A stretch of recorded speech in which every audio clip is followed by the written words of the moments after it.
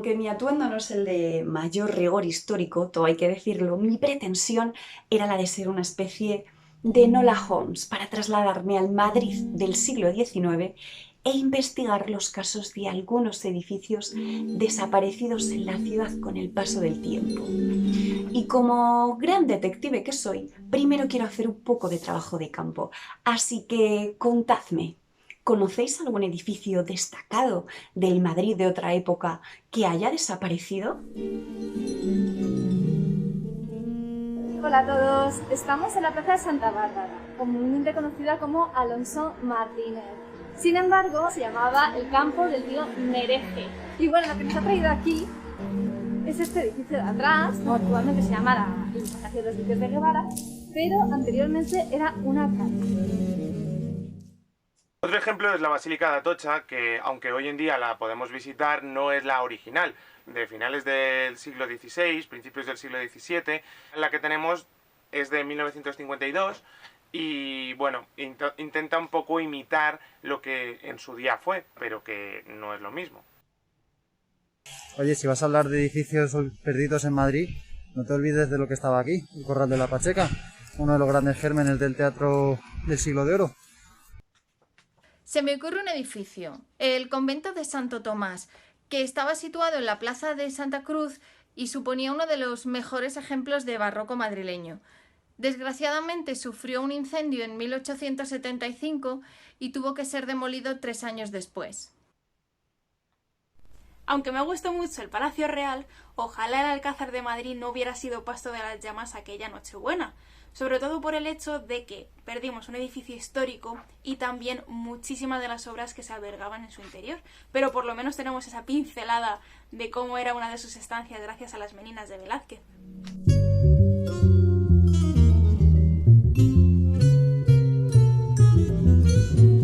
Como veis, la lista de edificios desaparecidos en la ciudad de Madrid, al igual que en otras ciudades, es muy larga. Y aunque muchos de esos edificios tuvieron su relevancia y algunos fueron realmente espectaculares en su época, hoy os vengo a hablar solo de uno.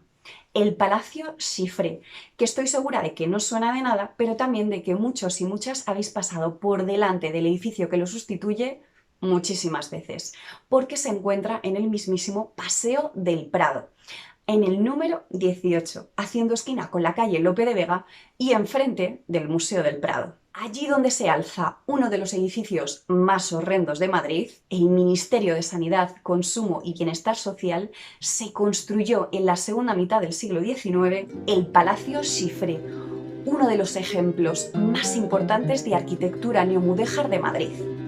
La pequeña Alhambra lo llamaban.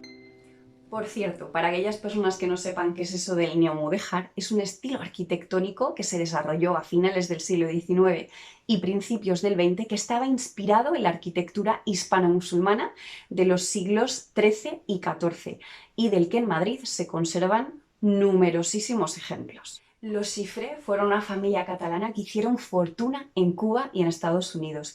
El padre, Josep Chifré Casas, fue uno de los industriales más prósperos de la España de Isabel II. Y sí, se dedicó a las finanzas, pero también a la especulación comercial, al contrabando y al comercio de esclavos, que por cierto fue una actividad bastante habitual en aquella época y con la que gran parte de la clase dirigente hizo fortuna en los siglos pasados. Después de vivir en Cuba, Estados Unidos y hacer ese clásico tour de los ricos por Europa junto a su mujer Judith, ambos fijaron su residencia en Barcelona, donde construyeron la Casa Chifré, que está en el Paseo de Isabel II, frente al edificio de la Bolsa y la Lonja de Barcelona. Pero eso es el padre, es ahora cuando llega el hijo, Josep Chifré Downing, que es quien construye nuestro Palacio de Chifré en Madrid. Pero, ¿por qué elegir Madrid, el Paseo del Prado y un estilo neomudéjar?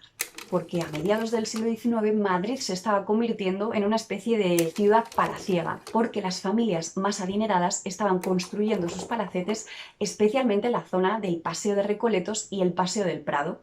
De hecho, a todo ese barrio se le conoció como el barrio de los banqueros. Y claro, Downing, que era heredero de una de las mayores fortunas de la España de esa época, quiso también construir allí su palacio, en esa milla de oro madrileña. Por otro lado, es una época de fascinación por el mundo árabe, en la que escritores, artistas y también viajeros se embarcan rumbo a Marruecos, a Egipto, a Estambul y también a las ciudades del sur de España para poder representar y retratar en sus libros, en sus pinturas y también en los cuadernos de dibujo esos parajes lejanos y esas arquitecturas exóticas.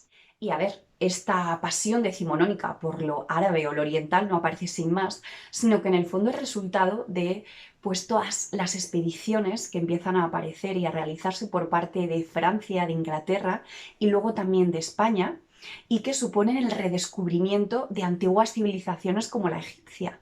Pero ojo que se trataba de un punto de vista romántico sobre el mundo oriental, ¿no? Era una visión irreal, porque buscaba lo exótico, pero no lo puramente histórico. Así que siguiendo aquellos tópicos y estereotipos románticos, Chifred Downing viajó también por Andalucía y por el norte de África e incluso contrató a varios especialistas franceses para que viajaran por Oriente Medio para hacerse con tapices, alfombras, muebles, candelabros, vajillas, instrumentos musicales y todo tipo de objetos preciosos que decoraran su residencia.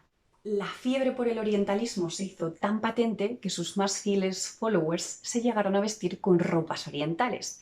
Y por supuestísimo, entre ellos se encontraba el propio Chifred Downing. Pero ¿cómo era ese palacio de Chifred, tanto exterior como interiormente? Pues vamos a verlo. El palacio Chifred exteriormente era pues muy sobrio, bastante austero, tenía una cubierta volada y una torre en la entrada cuya parte inferior poseía un pórtico y cuya parte superior poseía un mirador. Pero interiormente la cosa cambiaba por completo, se transformaba, porque era un interior muy rico y suntuoso, siguiendo esos modelos de la Mezquita de Córdoba, pero sobre todo de la Alhambra de Granada. El Palacio Chifred fue proyectado desde París, donde Chifred Downing pues, había vivido gran parte de sus años, y allí realizó el diseño de este edificio Émile Boesguillouard, que bueno, pues es un arquitecto que se encarga de la restauración de muchos monumentos medievales que se encuentran en Francia. Pero quien realmente se encarga de la construcción del edificio es un arquitecto español llamado José Contreras, que además es uno de los arquitectos que lleva a cabo la restauración de la Alhambra de Granada. La construcción de ese edificio dura un total de 3 años, entre 1862 y 1865. Hay una anécdota muy graciosa que tiene lugar después justo de la construcción del edificio, en la que un político español, Antonio de Aguilar y Correa, que luego llegó a ser presidente de gobierno de España, se le acerca para felicitarle por aquel edificio tan maravilloso que había creado y le dice: «Ha tenido usted una idea original. Le ha quedado precioso su palacio chino». Yo me imagino la cara del señor Downing en plan: este tío es tonto con la cantidad de tiempo y dinero que he invertido yo en la construcción de este palacio y viene este señor a decirme que es un palacio chino.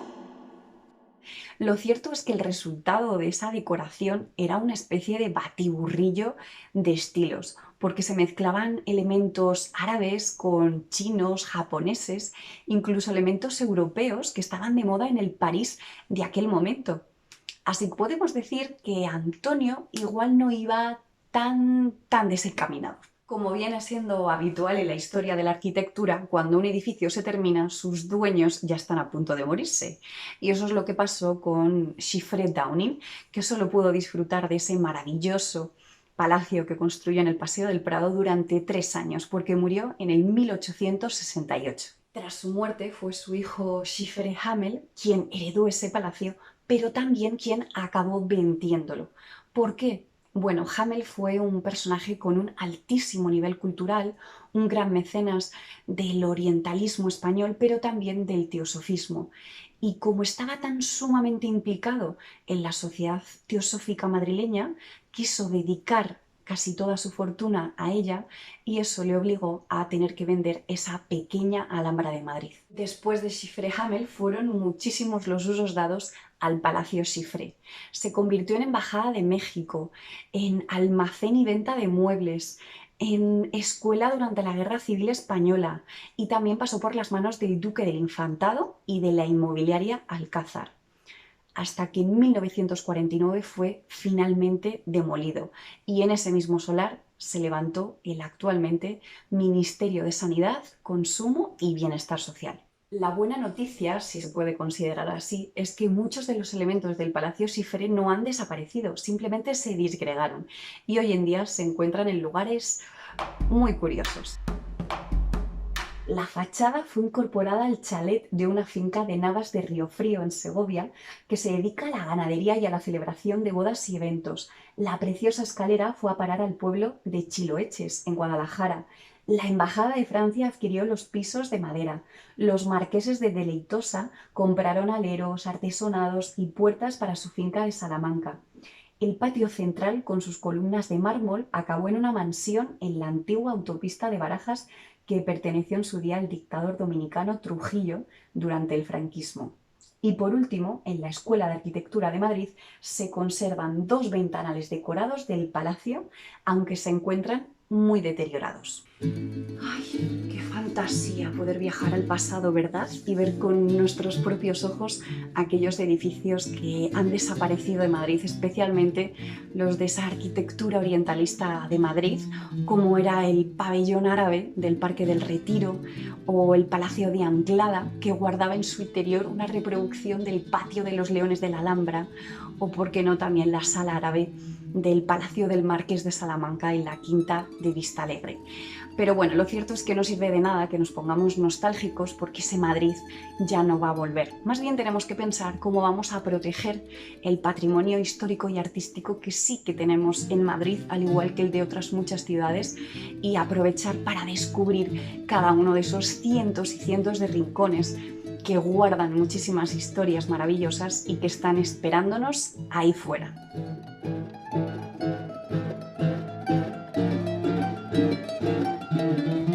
Bueno, pues hasta aquí el vídeo de hoy, queridos y queridas followers de este pequeño rincón de historia, artes y curiosidades. Si os ha gustado este vídeo, no os olvidéis de darle al like y de suscribiros para estar al tanto de los próximos vídeos. Nos vemos pronto.